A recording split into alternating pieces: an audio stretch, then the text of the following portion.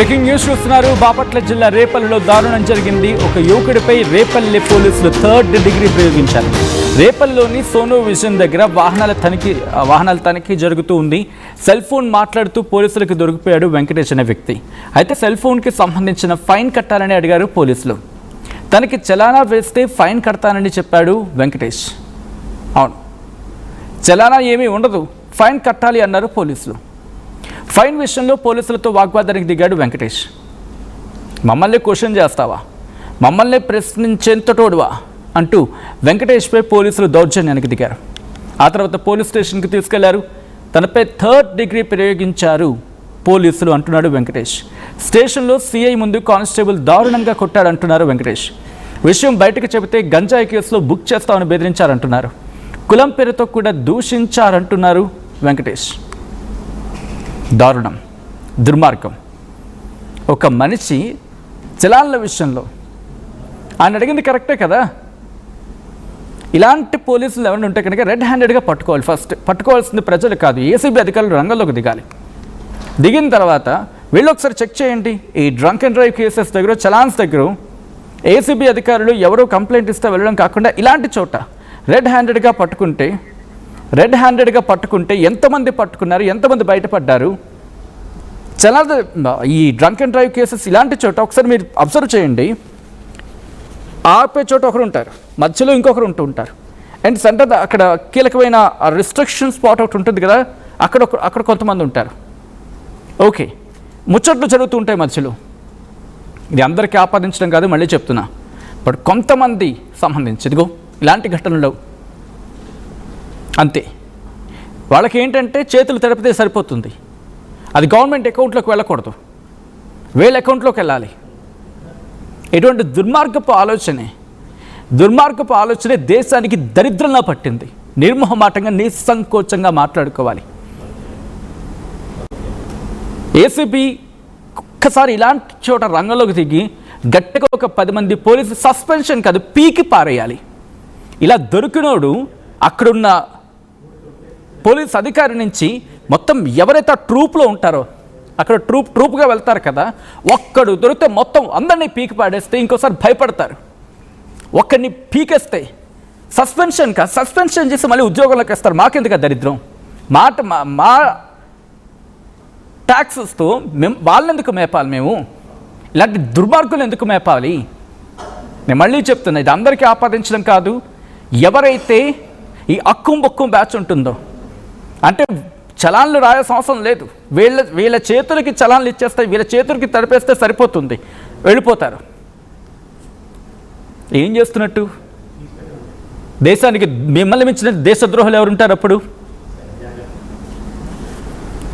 ఇదే అంశానికి సంబంధించి డీటెయిల్గా మాట్లాడుకుందాం. మా ప్రతినిధి సాయి అప్డేట్స్ అందించేందుకు సిద్ధంగా ఉన్నారు. సాయి, అసలు ఇంతకీ ఏం జరిగింది? ఇప్పుడు ఈ ఘటన బయటకు వచ్చిన తర్వాత అక్కడ పోలీసు అధికారులు, ఇన్ఫాక్ట్ పోలీసు ఉన్నతాధికారుల దృష్టికి వెళ్ళిందా? అయితే ఎటువంటి యాక్షన్లోకి దిగారు వాళ్ళు?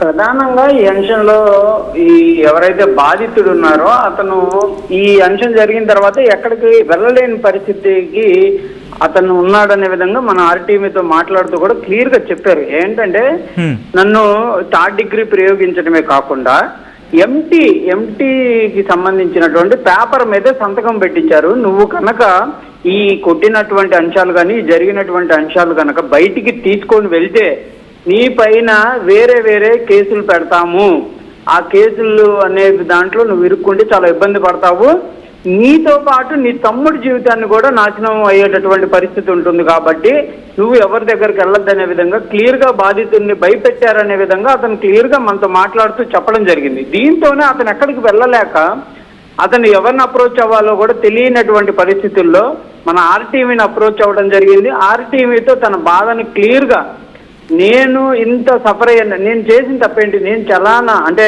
ఎవరైనా సహజంగా అతను క్లియర్ గా ఒక అంశం కూడా చెప్పడం జరిగింది. హైదరాబాద్ లో సేమ్ ఇలాంటి సిచ్యువేషన్ జరిగితే నేను ప్రశ్నిస్తే వాళ్ళు వెంటనే దానికి రియాక్ట్ అయ్యారు, చలానా తీసుకొని వచ్చి నాకు ఇచ్చి ప్రాపర్ వేలో ఫైన్ కట్టించుకున్నటువంటి పరిస్థితి ఉంది.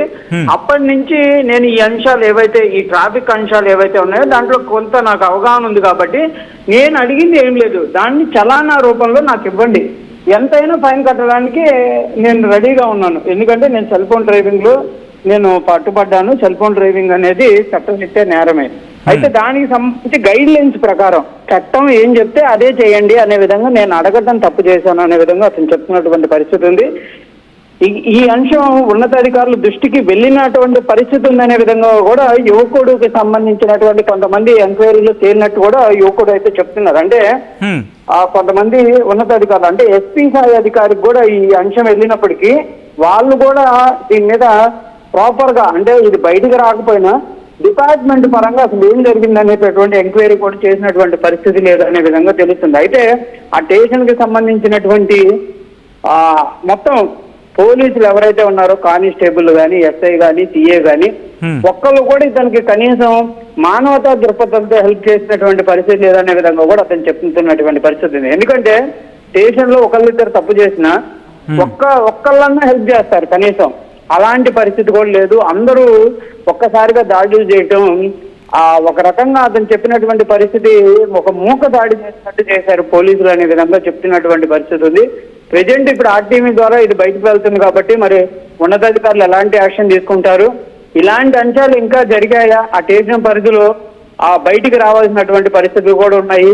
బాధితులు ఇంకా ఎంతమంది ఉన్నారా? ఎందుకంటే ఇట్లా ఒక వేగా చేశారంటే కంపల్సరిగా ప్రశ్నిస్తే దాడులు చేసేటటువంటి సిచ్యువేషన్ పోలీస్ స్టేషన్లలో ఉంటే ఎవరు కూడా ప్రశ్నించేటటువంటి పరిస్థితులు ఉండవు. అవి రూరల్ బ్యాక్గ్రౌండ్ లో ఉండేటటువంటి పోలీస్ స్టేషన్లు కాబట్టి కంపల్సరిగా వాళ్ళే బాధితుల పక్షాన్ని నిలవాల్సినటువంటి పరిస్థితులు ఉంటాయి. కానీ వాళ్ళే బాధితుల పైన దాడులు చేసేటటువంటి పరిస్థితులు ఉన్నాయంటే ఇదంతా కూడా కంపల్సరిగా ఉన్నతాధికారులు ఆర్టీవీ ద్వారా తెలుసుకొని మరి చర్యలు తీసుకుంటారు ఏంటనేది చూడాలి. ఏదైనా కూడా జరిగినటువంటి సంఘటనకు సంబంధించి వెంకటేష్ అనేటటువంటి యువకుడైతే క్లియర్ గా అడుగుతున్నాడు, నాకు న్యాయం జరగాలి, నా పైన దాడి చేసినటువంటి పోలీసులు ఎవరైతే ఉన్నారో వాళ్ళ పైన చర్యలు తీసుకోవాలనే విధంగా కూడా ఆర్టీవీ ద్వారా విజ్ఞప్తి చేస్తున్నటువంటి పరిస్థితి ఉంది.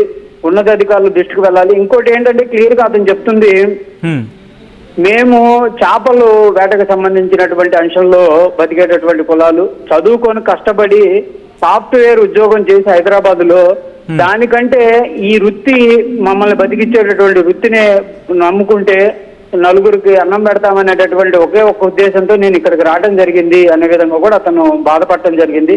అలాంటి వాళ్ళపైన ఇలాంటి చర్యలు జరిగితే వాళ్ళు పల్లెల్లో ఉండేటటువంటి పరిస్థితి ఉండదు. ఎందుకంటే భయపడిపోయి ఎక్కడికో వెళ్ళిపోతారు. ఈ వృత్తులంతా కూడా కనుమరుగేటటువంటి పరిస్థితులు ఉంటాయి. అందుకోసం కంపల్సరిగా ఉన్నతాధికారులు అయితే దీనిపైన చర్యలు తీసుకోవాలనే విధంగా వెంకటేష్ అనేటటువంటి యువకుడు అయితే విజ్ఞప్తి చేస్తున్నారు.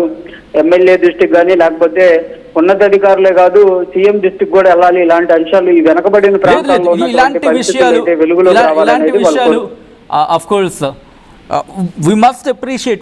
వెంకటేష్ని అప్రిషియేట్ చేయాలి. ఎందుకు అప్రిషియేట్ చేయాలి అనే పాయింట్ ఒక్కసారి టచ్ చేసే ప్రయత్నం చేస్తా. ఇలాంటి ఘటనలు తను కామ్గా ఉండిపోతే పూర్తిగా ఆగిపోతున్నాం.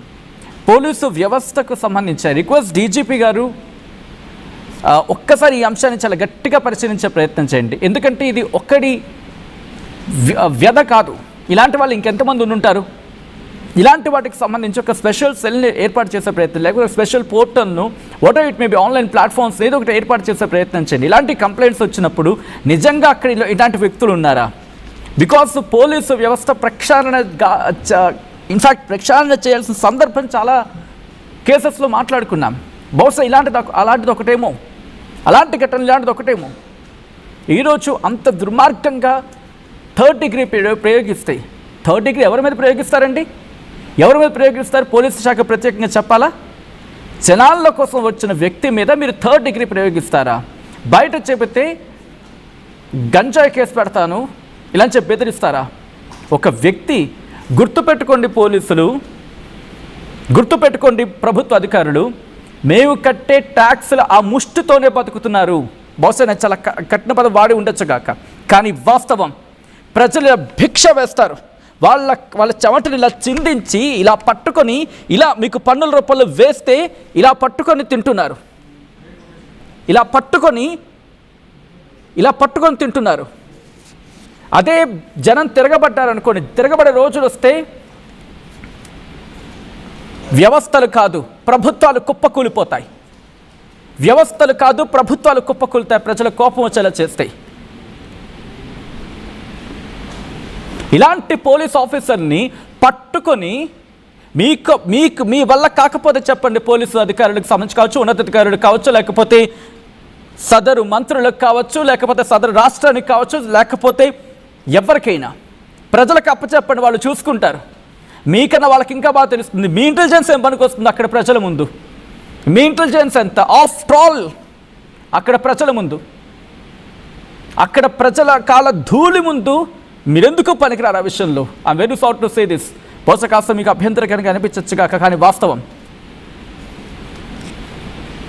అండ్ ఇలాంటి విషయాలు I request the honourable the high court of Andhra Pradesh, I request suo motu కింద ఇది మీరు యాక్సెప్ట్ చేసి దీంట్లో నిజాలేంటి, ఎవరు తప్పేంటి, పోలీసుల తప్పు ఉందా, ఈ కుర్రవాడి తప్పు ఉందా, పూర్తి స్థాయి ఇన్వెస్టిగేషన్ చేసి I request honourable high court of Andhra Pradesh and honourable chief minister of Andhra Pradesh and honourable home minister of Andhra Pradesh,